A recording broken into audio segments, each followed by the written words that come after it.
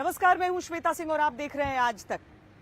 किसी साल के जाने का उतना इंतजार नहीं हुआ जितना 2020 का, और किसी साल के आने की उतनी प्रतीक्षा नहीं हुई जितनी 2021 की। उम्मीद यही करते हैं कि पृथ्वी ने अपना चक्कर पूरा किया है और हमारे जीवन की चक्कर गिननी खत्म हो जाए, लेकिन 2021 नहीं आसान। बस इतना समझ लीजिए, चुनौतियों का दरिया है और डूब के जाना है। 2021 अथाह उम्मीद, 20 के दुखों पर खुशियों में 21 पड़ने का साल, कोरोना का मर्ज मिटाने वाला साल, अर्थव्यवस्था का दर्द दूर करने वाला साल महाभीषण चुनावों का, आय के फुल एंड फाइनल इंतजाम का साल, कुंभ का, 2021 में वर्ल्ड 2020 का साल। केवल कोरोना के पूर्ण रोकथाम की उम्मीद नहीं है, अर्थव्यवस्था के भी इलाज की उम्मीद। वैक्सीन को गांव-गांव तक पहुंचाना है तो छोटे बड़े हर उद्योग पर मरहम लगा। साल 2020 में संक्रमण की निराशा थी, चिंताएं थी, चारों तरफ सवालिया निशान थे। 2020 की वो पहचान बन गई, लेकिन 2021 इलाज की आशा लेकर के आ रहा है। लाइन ऑफ एक्चुअल कंट्रोल पर भारत और चीन की सेनाओं के बीच गतिरोध बहुत लंबा हो चला है। 2021 में इसके भी निपटारे की चुनौती। बिल्कुल जिसे कहा जाए ना, हमारी नजर तो बस चिड़िया की एक आंख पर होती है। जो हमको छेड़ेगा तो हम उसे छोड़ेंगे नहीं, बस चाहे जो भी हो। वैसे हमारी कोशिश यही होती है कि हम सभी के साथ अपने अच्छे रिश्ते बनाएं। इस साल राजनीतिक चुनौतियां महाभीषण हैं। बंगाल की लड़ाई तो पिछले कई सालों से चरम पर है। हिंसा और टकराव के बीच, दल बदल और आक्रामक आरोपों के बीच बंगाल राजनीतिक पार्टियों के लिए साख का सवाल है। एडमिनिस्ट्रेशन का संपूर्ण राजनीतिकरण कर दिया गया है, राजनीति का संपूर्ण अपराधीकरण कर दिया गया है और भ्रष्टाचार को इंस्टीट्यूशनलाइज कर दिया गया है। ये तीनों ट्रेंड लोकतंत्र के लिए और जनता के लिए बहुत खतरनाक है। अतः मैं बंगाल की जनता को करबद्ध निवेदन भारतीय जनता पार्टी की ओर से करता हूं कि हमारे कार्यकर्ता एक परिवर्तन का अभियान लेकर चले, आर्नो अन्याय का एक अभियान लेकर चले हैं। आप कृपया इनके साथ जुड़िए।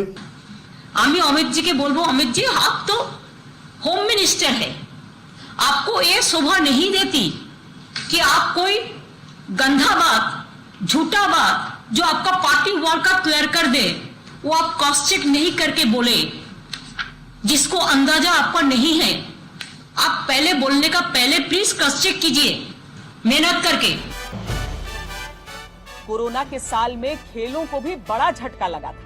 ओलंपिक्स की तैयारियां पूरी थी, लेकिन 2021 के लिए मुल्तवी का ताज भी इसी साल दांव पर है। दुनिया में कोरोना नाम की बीमारी आने के एक साल के भीतर वैज्ञानिकों ने इसकी वैक्सीन तैयार कर ली, लेकिन मानव इतिहास की सबसे तेज वैक्सीन का जश्न तो 2020 के हिस्से रहा। 2021 के पास वो चुनौती होगी कि कैसे जन जन तक उस वैक्सीन को पहुंचाया जा सके। दुनिया के कुछ देशों में वैक्सीनेशन ड्राइव की शुरुआत हो चुकी है और भारत में भी अब बस चंद दिनों की बात रह गई है, लेकिन वैक्सीन के साथ ही सामने आ रही हैं चुनौतियां। दुनिया की सबसे बड़ी आबादी के मामले में दूसरे नंबर पर भारत में सरकार की चुनौतियां हर गांव कस्बे के हिसाब से बदलेंगी और कोरोना की भयावहता झेल रही जनता के सब्र का इम्तिहान भी तभी होगा। केंद्र सरकार ने सभी राज्य सरकारों और संघ शासित क्षेत्रों के साथ लगातार एक कंसल्टेटिव प्रोसेस प्रारंभ किया है, जो अभी भी चालू है, चल रहा है। वो ये है कि इस प्रकार का बड़ा व्यापक वैक्सीनेशन केवल राज्य सरकार और भारत सरकार की जिम्मेवारी नहीं हो सकता। ये पीपल्स पार्टिसिपेशन के बगैर सफलता से नहीं किया जा सकता है। वैक्सीन के डिस्ट्रीब्यूशन को लेकर भी केंद्र और राज्य सरकार की टीमें मिलकर के काम कर रही हैं। भारत के पास वैक्सीन डिस्ट्रीब्यूशन एक्सपर्टाइज और कैपेसिटी भी है। दुनिया के अन्य देशों के मुकाबले इस क्षेत्र में हम बहुत भारत ने दुनिया के किसी भी देश के मुकाबले सबसे अधिक संख्या में वैक्सीन की बुकिंग की।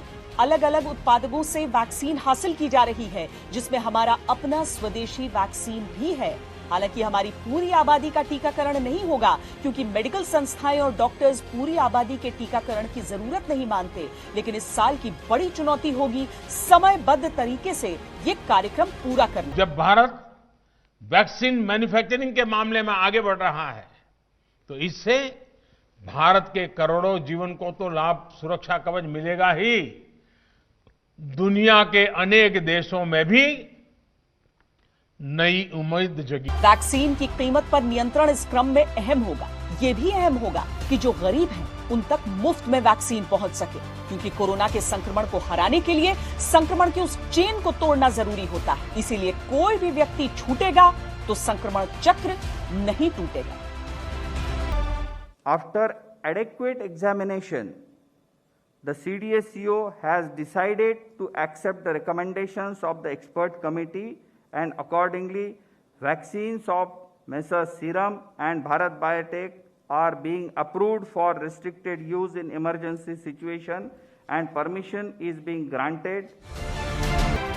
जब तक वैक्सीन देने की प्रक्रिया चलेगी, तब तक भारत को एकजुट होकर लड़ना होगा। बचाव के सभी उपाय अनुशासन के साथ अपनाने होंगे। 2020 की सबसे बड़ी चुनौती थी कोरोना संक्रमण के बीच चुनाव कराना, लेकिन 2021 की जो चुनौती है वो शुद्ध राजनीतिक चुनौती है। बंगाल चुनाव इसी साल होने हैं और बंगाल चुनावों को लेकर जिस तरीके से अलग अलग राजनीतिक पार्टियों के बीच संघर्ष चल रहा है, खासकर टीएमसी और बीजेपी, वो तो इतने सालों से हम देख रहे हैं। यानी 2021 में बंगाल के चुनाव सबसे बड़ा मुकाबला होंगे। जहाँ तक पश्चिम बंगाल का सवाल है, मैं आपको अभी से आंकड़ा बता देता हूँ, आप आंकड़ा पूछते थे। 2019 में 22 से ज्यादा सीटें जीतेंगे पश्चिम बंगाल में। मैं अभी से आपको आंकड़ा बता देता हूँ, टोटल तो नहीं बताया मगर बंगाल का बता देता हूँ। वहाँ स्थितियाँ स्पष्ट है।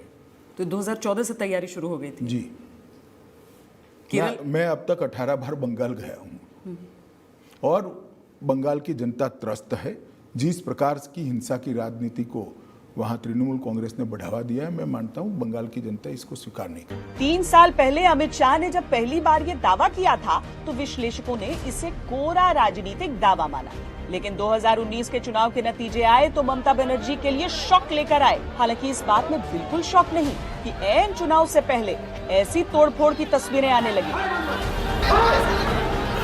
एक तरफ तोड़फोड़ बीजेपी के काफिले की होती है, तो दूसरी तरफ तोड़फोड़ टीएमसी पार्टी की ही हो जाती है। टीएमसी के बड़े नेता ने पहले अपने मंत्री पद से इस्तीफा दिया, फिर विधायक से इस्तीफा दिया और आखिर में बीजेपी में शामिल हो गए।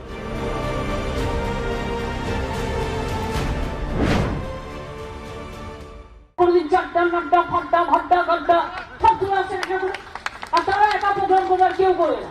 যেদিন তারা প্রোগ্রাম করবে, লোক যদি না আসে তাহলে নিজে সাজিয়ে রাখবে, যাতে নটঙ্কি করে ন্যাশনাল নিউজে ভালো করে দেখায় দেখো আমরা মেরেছি। আরে তোমার পেছনে 50 টাকারই কেন যায়? ये गुंडा राज जो हमने देखने को मिला है, इसको नस्तो नाबूद करना है। 2019 के चुनावों में ममता विपक्ष का सबसे आक्रामक चेहरा थी और देश भर में मोदी वर्सेस ऑल का नारा बुलंद किया था।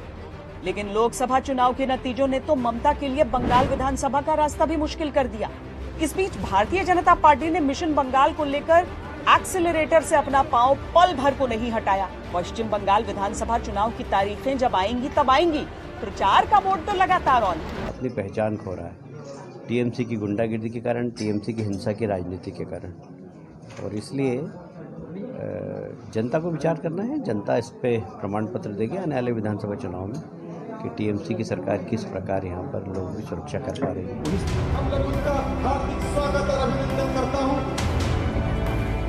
ममता बनर्जी के लिए ये साल बहुत बड़ी चुनौती लेकर आया है, क्योंकि बाकी मोर्चों पर तो कांग्रेस भी उनके साथ खड़ी रहती है और वैचारिक विरोध के बावजूद लेफ्ट का भी साथ मिल जाता है। लेकिन बंगाल चुनावों में तो उन्हें सबके खिलाफ लड़ना है। उस पर दिक्कत ये कि तृणमूल पार्टी में भी सेंध लगती जा रही है। अप्रोच तो सबका ही करने चाहता है, अप्रोच करने से कोई हर्जा नहीं है, लेकिन अप्रोच करने से होगा नहीं। अभी तृणमूल का जो लीडर लोग थे पहले जो तृणमूल तैयार किया है, वो लोग डिसीजन ले लिया है, ये तृणमूल जो लीडरशिप अभी चल रहा है उसके साथ वो लोग काम करेगा नहीं। बंगाल चुनाव वामपंथी पार्टियों के लिए भी बड़ी चुनौती है, क्योंकि बंगाल में नकारे जाने के बावजूद वो टीएमसी के बाद कम से कम दूसरे नंबर पर तो थे, लेकिन आज टीएमसी को सबसे बड़ी टक्कर बीजेपी दे रही है। 5 साल पहले भारतीय जनता पार्टी की बंगाल में मौजूदगी न के बराबर थी। बड़ी मुश्किल से 294 में से केवल 3 सीटें जीती थी। 2019 लोकसभा में 18 सीटों पर कामयाबी ने किस्सा ही बदल दिया। बंगाल में भी भारतीय जनता पार्टी ने एक लंबी लड़ाई लड़ी है। मुझे याद है कि एक समय था 9 साल पहले हमारा वोट प्रतिशत 4 था, 4।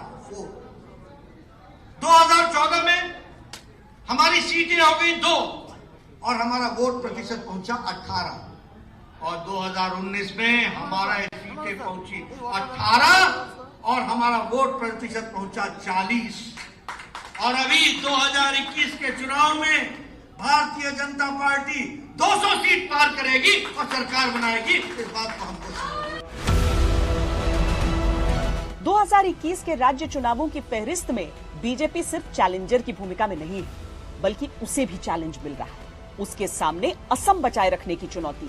2016 में असम में सरकार बनाकर उसने इतिहास रचा था, लेकिन सीएए आने के बाद विपक्ष आक्रामक है और बीजेपी इस उम्मीद में है कि सीएए ही उसके लिए तुरुप का इक्का साबित हो सकता है।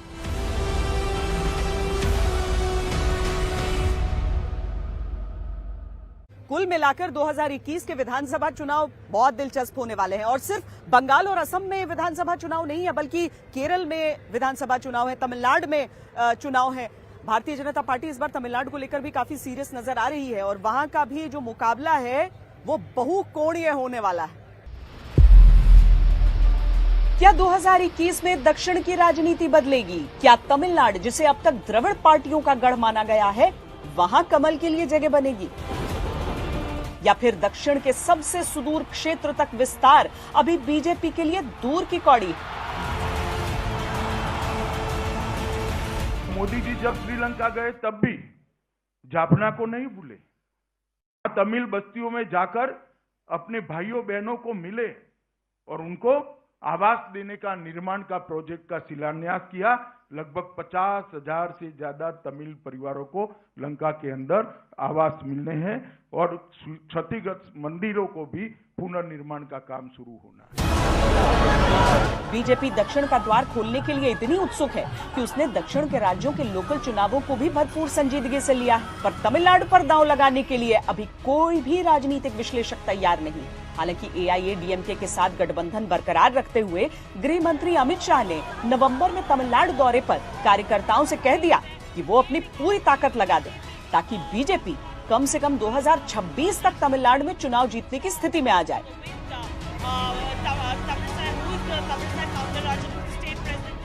पहले मैं परिवारवाद की बात करना चाहता हूं।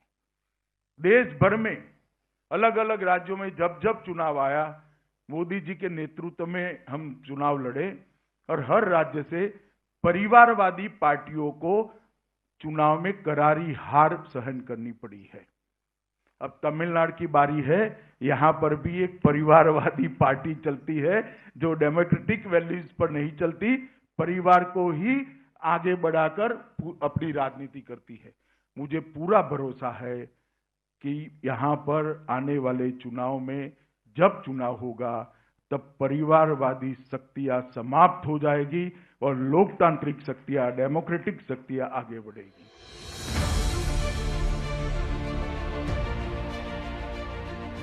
यूं तो बीजेपी ने लगभग 1 दशक पहले तमिलनाडु पर निगाहें टिकाई थी, लेकिन 2016 में जयललिता की मृत्यु के बाद आक्रामकता ज्यादा दिखी। प्रधानमंत्री नरेंद्र मोदी जयललिता के अंतिम संस्कार में हिस्सा लेने गए और राज्य के लोगों से एक भावुक रिश्ता बनाने का प्रयास। तमिलनाडु की राजनीति 2021 में बिल्कुल नए अंदाज में दिखेगी, क्योंकि स्वास्थ्य कारणों से सुपरस्टार रजनीकांत ने राजनीतिक पार्टी बनाने से इनकार कर दिया है और कमल हासन की पार्टी के सबसे कद्दावर नेता ए अरुणाचलम ने बीजेपी ज्वाइन कर ली है। यानी 21 में तमिलनाडु की सियासत किधर जाएगी और कौन उसे सही मायनों में क्रैक कर सकेगा, कोई नहीं जानता। लाकर 2021 की राजनीतिक चुनौती सितारों से सुसज्जित रहेगी और बीजेपी के लिए चुनौती ये कि क्या ब्रांड मोदी का विस्तार हिंदी हार्टलैंड से आगे भी होगा। 11 राज्यों में संपन्न हुए उपचुनाव में भारतीय जनता पार्टी को भव्य सफलता मिली है। लद्दाख से लेके हैदराबाद, तेलंगाना, मणिपुर, अरुणाचल, राजस्थान, बिहार, आसाम, अब कश्मीर, तो ये तो ऑल इंडिया प्रोफाइल है विक्ट्री का।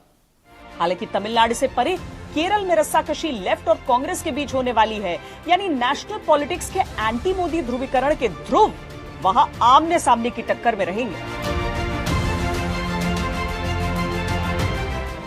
वैसे इन सभी राज्यों के चुनाव अच्छी तरह हो जाएं, ये एक बड़ी चुनौती सरकार की तो होगी ही, चुनाव आयोग की भी बहुत बड़ी परीक्षा होगी। मोदी सरकार के सामने एक बहुत बड़ी चुनौती है, किसानों का लंबा होता जा रहा आंदोलन सहमति की ओर जाए। महीने भर से आंदोलनकारी किसान धरने प्रदर्शन कर रहे हैं। 7 दौर की बात सरकार और किसान संगठनों के बीच 2020 दिखा सुना चुका। 2021 में 4 जनवरी को 8वें दौर की बात होगी, तब शायद कोई बात बन जाए।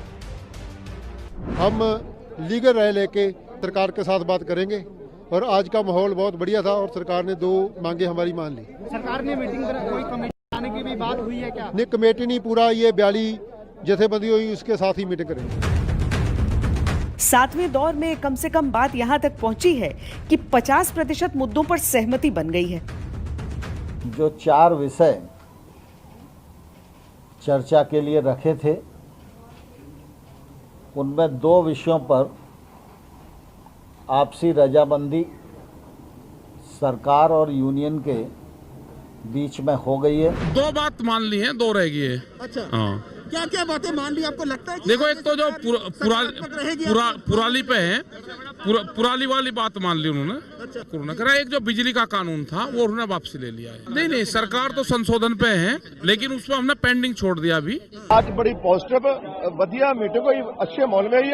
उन्होंने हम लोगों का खाना खाया, हमने उनकी चाय पी है। आज अच्छे माहौल में जो मीटिंग हुई है।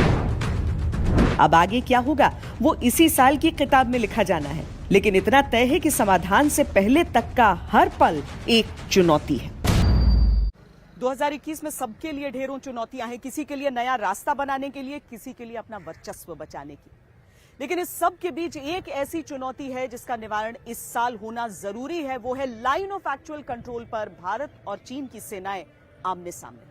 हमारे आपके लिए नया साल है, लेकिन हमारे सुरक्षा कर्मियों के लिए साल का कोई आम दिन, या यूं कहें कि 26 जनवरी की तैयारियों का समय। यहां राजपथ पर 26 जनवरी की वही तैयारियां चल रही हैं जहां पर हम अपनी सैन्य शक्ति का प्रदर्शन करेंगे। लेकिन इसके साथ ही एक और सवाल खड़ा हो जाता है, वो ये कि साल 2020 केवल कोरोना की टीस को छोड़कर नहीं गया था, बल्कि लाइन ऑफ एक्चुअल कंट्रोल पर भारत और चीन के बीच जो गतिरोध है वो आज भी कायम है। 8 महीने बीत चुके हैं। ठिठुरती हुई ठंड अगर यहां उत्तर भारत में है तो वहां तो माइनस में पारा बहुत बुरी तरीके से नीचे डूब चुका है, लेकिन हमारे जवान तैनात हैं। उस मामले का समाधान इस साल की बहुत बड़ी चुनौती है। -40 तक होते लगाता तापमान, बर्फ से ढकी 17,000 फीट की चोटियां, चुभती चीरती बर्फीली हवाएं, चीन जैसा चालबाज शत्रु और चट्टानों से भी मजबूत हौसलों के साथ इस सब का सामना करती हमारी भारतीय सेना। The situation along the line of actual control in eastern Ladakh remains tense, and the PLA is facing unanticipated consequences of its misadventure in Ladakh because of the Indian Defence Forces firm and strong response. और भारत के जवानों ने यह सिद्ध करके दिखा दिया है कि केवल इस पार से ही नहीं, आतंकवाद का सफाया करने के लिए उस पार भी जाकर आतंकवादी ठिकानों पर हमले करने की जरूरत होगी तो भारत कर सकता है। भारत के अंदर वो कुव्वत है। 2020 में चीन ने भारत की आक्रामकता का वो चेहरा देखा जिसकी वो कल्पना भी नहीं कर सकता। उसकी गीदड़ भभकी का माहौल उड़ाती हमारी सैन्य शक्ति उसके सामने सीमा पर डटी रही और भारत ने उस पर व्यावसायिक आघात भी किया, फिर भी गतिरोध टूटा नहीं। LAC पर स्थिति सामान्य होना 2021 की बड़ी चुनौती होगी। भारत ने चीन को साल का आखिरी संदेश भी स्पष्ट रूप से दे दिया है और यही संदेश 2021 की शुरुआत में भी चीन के लिए है। हमारे देश की सेना देशवासियों का मस्तक नहीं झुकने देगी। क्या क्या हुआ है मैं खुलकर नहीं बोल सकता हूं, क्योंकि दोनों देशों के बीच बातचीत का दौर चल रहा है, लेकिन भारतवासियों का मस्तक झुका नहीं है, यह बात मैं दावे की। चुनौती से पार पाने के लिए कूटनीति की भूमिका अहम होगी। हालांकि भारत ने बातचीत का चैनल कभी भी बंद नहीं होने दिया। वरिष्ठ मंत्रियों ने खुद भी मोर्चा संभाले रखा, लेकिन चीन के साथ इतने पेच हैं कि अभी तक मामला सुलझ नहीं पाया। जहां तक सैन्य नीति का सवाल है, भारतीय सेना ने बर्फ पड़ने से पहले ही ऊंचाई के इलाकों पर नियंत्रण मजबूत कर लिया। इससे चीन पर भारी दबाव। भारतीय सेना ने अपने क्षेत्र के हर एक इंच से चीन को दूर रखा, लेकिन जनवरी के महीने में जितनी विषम परिस्थितियां हैं, वहां डटे रहना भी युद्ध लड़ने से कम नहीं। इसमें कोई शक नहीं है कि लद्दाख की सर्दी सख्त और कड़ी है, और इसमें भी कोई शक नहीं है कि हम इस कठिन और सख्त सर्दी के लिए तैयार हैं। कन्वेंशनल शेल्टर्स, बैरल शेल्टर्स, पोटा कैबिन्स और कंटेनर्स, जहां जहां इनकी जरूरत है, इन्हें वहां पहुंचाया जा चुका है। हम कोर ऑफ इंजीनियर के सोल्जर्स विंटर हैबिटेट बनाने के काम में जुड़े हुए थे। इस कार्य में हमने लेटेस्ट टेक्नोलॉजी को इस्तेमाल करते हुए जवान के रहने के जगह, बाथरूम का फैसिलिटीज और हीटिंग अरेंजमेंट का इंतजाम किया गया है। हमारे इस शेल्टर्स कस्टम मेड है, जो कि ये क्योंकि एरेक्टेबल है और कंटेनराइज्ड शेल्टर्स है, जिसको लगाने में बहुत इजी है। और ये जो शेल्टर्स प्री फैब्रिकेटेड है, इसलिए इसके निर्माण में बहुत कम मात्रा में सीमेंट और सैंड का इस्तेमाल हुआ है। इसीलिए बेहद जरूरी है कि एलएसी का गतिरोध जल्दी टूटे। वैसे तो चीन भी इस बात को अच्छी तरह समझता है, लेकिन पीछे हटने से पहले वो इस बात की पूरी कोशिश कर रहा है कि भारत झुक जाए, पर ऐसा होगा नहीं।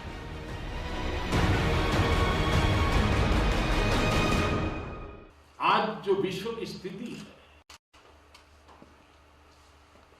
वहां जब ये मैसेज जाता है कि भारत के वीर जवान ये पराक्रम दिखाते हैं,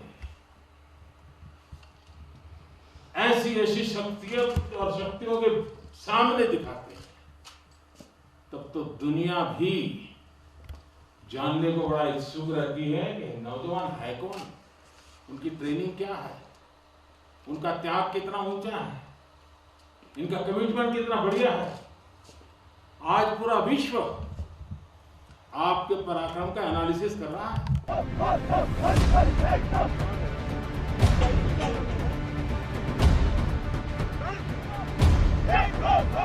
भारत दो मोर्चों पर लड़ रहा है और बेहद कुशलता से लड़ रहा है। पाकिस्तान से लगती सीमा पर युद्ध विराम उल्लंघन का जवाब देना हो या फिर आतंकवाद का सफाया करना हो, पाकिस्तान ने लाख कोशिश की कि वो एलएसी के तनाव का फायदा उठा पाए। इस साल पाकिस्तान के गिरेबां को मजबूती से पकड़े हुए चीन की चालबाजियों को धाराशायी करना है।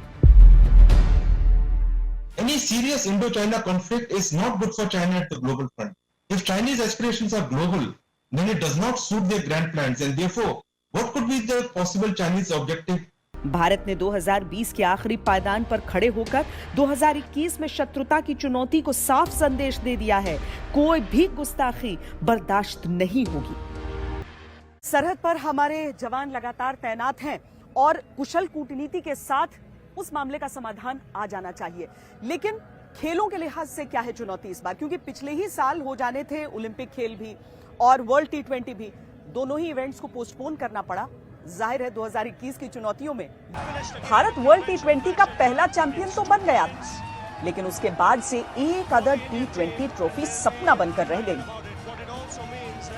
एक ऐसा देश जो आईपीएल जैसे वर्ल्ड क्लास टूर्नामेंट में दुनिया भर का 2020 टैलेंट खींच कर लाता है, इस टूर्नामेंट के शुरू होने के बाद कभी भी चैंपियन क्यों नहीं बन पाया, ये सवाल चुभता है।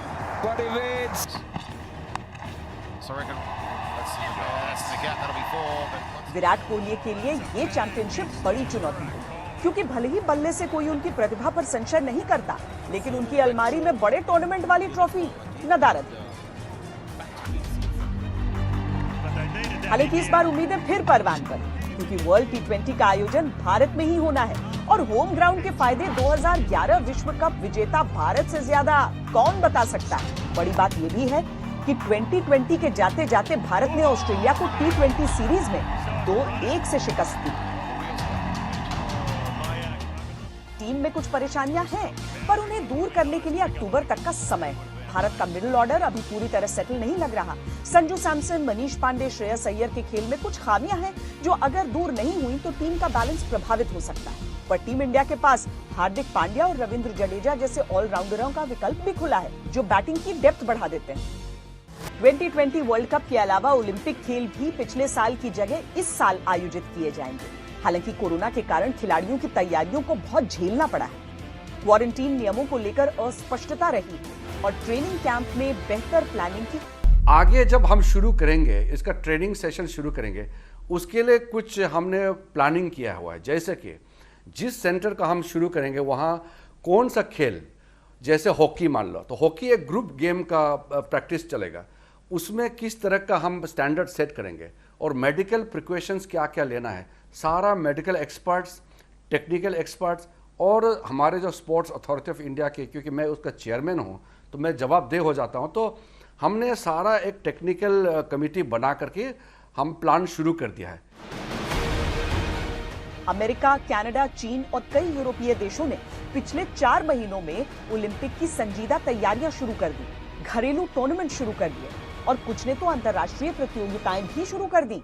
अगर भारत को इस साल ओलंपिक में पदक हासिल करने हैं तो जल्द से जल्द प्रतियोगिताओं को शुरू करना होगा और ट्रेनिंग कैंप्स को कोविड प्रोटोकॉल के अनुसार लगाना होगा। ऐसा करने के लिए भारत को बहुत दूर नहीं देखना। बॉक्सिंग फेडरेशन ने जुलाई से ऐसा करना शुरू कर दिया था। साल 2020 फिल्म इंडस्ट्री के लिए बहुत बुरा गुजरा। कोरोना के कारण न तो साल के अधिकतर समय शूटिंग हुई और चूंकि थिएटर बंद थे तो फिल्में रिलीज भी नहीं हो पाई, जो हुई वो OTT प्लेटफॉर्म पर। बॉलीवुड का ड्रग्स वाला दलदल भी दुनिया के सामने आ गया, होप तो हुई। दूसरा, लोगों के बीच खोए हुए विश्वास को वापस हासिल करने का संकट, जो बड़े बड़े नामों के सामने आने के बाद बना। ये साल बॉलीवुड के लिए भी बहुत सारी चुनौतियां लेकर आया है। अधिकतर फिल्मों की शूटिंग शुरू हो चुकी है, लेकिन इंडस्ट्री के तौर पर उभरने के लिए उसे उम्मीद ये भी करनी होगी कि ये फिल्में दर्शकों को थिएटर तक खींचकर ला पाएं। एक साल में कोरोना की वजह से जो लॉकडाउन हुआ और लॉकडाउन की वजह से अर्थव्यवस्था को जो नुकसान हुआ, लगभग हर तरफ आर्थिक तौर पर त्राहिमाम है। इसीलिए 2021 की सबसे बड़ी चुनौती अर्थव्यवस्था से निपटने की भी होगी। किस तरीके से वापस उसे ट्रैक पर लाया जाए। जब साल 2020 की शुरुआत हमने की थी तब 5 ट्रिलियन इकोनॉमी का एक विशाल लक्ष्य सामने था, लेकिन किसने सोचा था कि कोरोना जैसी कोई बीमारी हो सकती है और दुनिया पर ताला लग सकता है। लॉकडाउन ने कोरोना की रफ्तार को तो काबू में रखा, लेकिन अर्थव्यवस्था पर ऐसा आघात किया कि हमारी विकास दर माइनस में चली गई और जहां दुनिया की तमाम एजेंसियां अभी तक भारतीय अर्थव्यवस्था के विकास पर दांव लगा रही थी, वही एजेंसियां नकारात्मक तस्वीर पेश करने लगी। एक अच्छा संकेत ये जरूर है कि तमाम अर्थशास्त्री ही ये मानने लगे हैं कि 2021 से भारत की अर्थव्यवस्था न सिर्फ सुधरेगी बल्कि दुनिया के कई देशों को पछाड़ना शुरू कर देगी।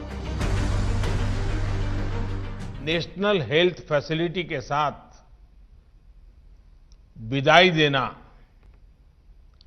इस साल की चुनौतियों को भी दर्शाता है और नए साल की प्राथमिकताओं को भी स्पष्ट करता है। अर्थव्यवस्था को पटरी पर लौटाने का काम बिल्कुल भी आसान नहीं होगा। रोजगार के अवसर बनाना या आत्मनिर्भर भारत को हकीकत बनाना साल 2021 की महा चुनौतियां होंगी। उम्मीद करना बहुत जरूरी है, क्योंकि उम्मीद करते हैं तो कोशिश करते हैं और कोशिशें ही कामयाब होती हैं। अभी के लिए हमारी इस खास पेशकश में इतना ही। देश और दुनिया की बाकी खबरों के लिए आप देखते रहिए आज तक। नमस्कार, मैं हूं अंजना ओम कश्यप। हमें उम्मीद है ये वीडियो आपको पसंद आया होगा। लेटेस्ट खबरों के लिए यूं ही देखते रहिए आज तक और इस वीडियो के पसंद आने पर लाइक, शेयर एंड सब्सक्राइब करना ना भूलें।